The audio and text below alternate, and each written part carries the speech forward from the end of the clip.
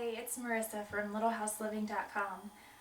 Today I am going to go over some questions that you had for me about canning beans, and I'm going to do a little bit of an overview of the process of canning beans so you can see how easy it is.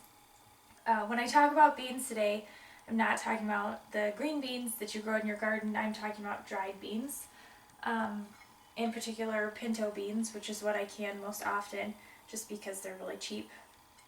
You can can any kind of dried beans, kidney beans, navy beans, white beans, any kind that your family likes to eat or that you use regularly in recipes is fine to can.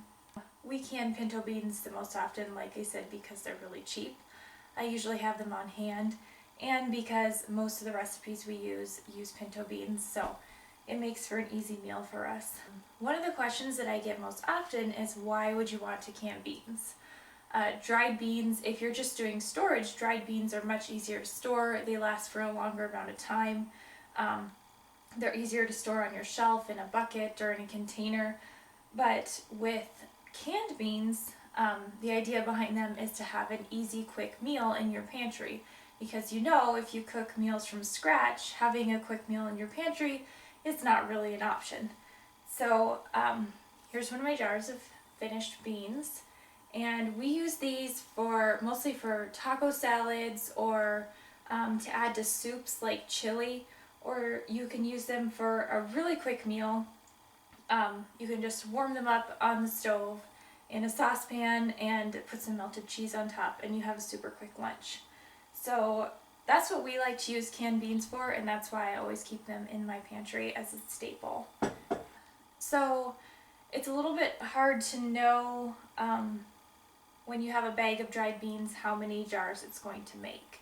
I usually do about 5 pounds of dried beans at a time, and it makes roughly between 20 and 25 pint jars of canned beans. The first step in canning beans is proper preparation, and that's important, especially if you get digestive issues from beans. So you want to make sure that you soak your beans in water at least for 24 hours.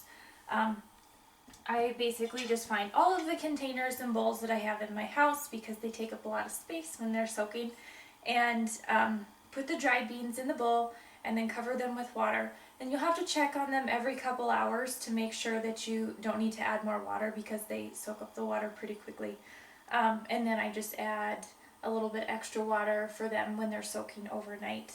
And I let them soak for about 24 hours total before we do anything with them. The other thing that helps with is the beans are basically pre-expanded.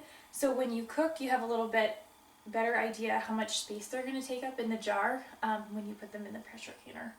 Okay, we've soaked our beans for 24 hours, and then once that's done, you want to rinse your beans in the sink with some clean water, and that is kind of like a finishing step, and it'll help remove any of the extra gassiness that beans have on them. So once you're done rinsing, then you're ready to put them in the jars. Of course, with any kind of canning, you want to make sure that you have clean canning jars. You can run them through the dishwasher or just wash them by hand like me, because I don't have a dishwasher. So you could mix up all your ingredients that are going to go in the jars ahead of time. I just like to set all my jars out on the counter and do them all separately, because otherwise you don't know if you're going to get like a big clump of onion in one jar or a big clump of garlic in another jar, and I'd rather not find out after I've made my meal that my beans are way too garlicky. So I like to measure everything individually. So after my beans are soaked and they're cleaned and my jars are all clean, I'll set all my jars out on the counter and then just use my funnel to measure all my ingredients individually into each jar. We make canned beans. Our basic recipe per jar: 1/4 cup of tomato puree, 1/2 teaspoon of salt, 1/4 teaspoon of garlic powder, and 1/4 teaspoon of onion powder. That's what I put in each jar. It's just based on our personal taste. We don't like things to have a lot of spice. We don't like things to be overly garlicky. And that base just provides a good basic bean that we can use in a lot of recipes. So that's the mixture that I tend to use and that we make the most often. Once that's done and you filled up your jar with what you want to add, you're going to add the beans. And since my beans are pre-soaked, I add between a 3/4 a cup and 1 cup of beans per jar. It doesn't fill up the jar all the way, but that's good because they will still expand when we put them in the pressure canner.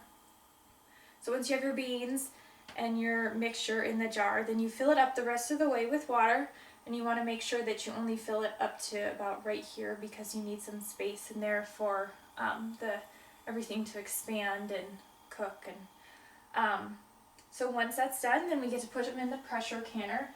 And I use a Presto pressure canner, and you put 3 quarts of water in the bottom of the pressure canner and then put your jars. The Presto that I have is 23 quarts. It can fit 9 pints of beans on the bottom.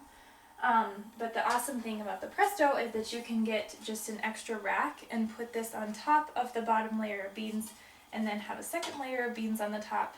So it can actually do 18 pints at once, which is really nice and saves a ton of time and saves your kitchen from getting too hot in the summer. Okay, beans in the pressure canner. And then you're going to cook them. You're going to do all the necessary things for your pressure canner. You want to make sure you read your instructions for your specific pressure canner. For me, I have to put the lid on, and then we have to wait until, here's my lid. We have to wait until this pops up and it starts building pressure. And for beans, you want to cook them at 10 pounds of pressure for 90 minutes. You will need to adjust for higher altitudes. That's for a low altitude.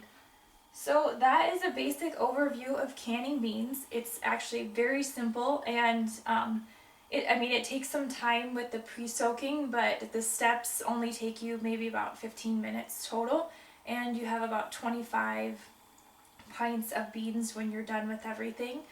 And they're really inexpensive to make this way. One jar, if you pay, let's say, $5 for 5 pounds of pinto beans and you get 25 jars, that means it's only costing you about 25 cents.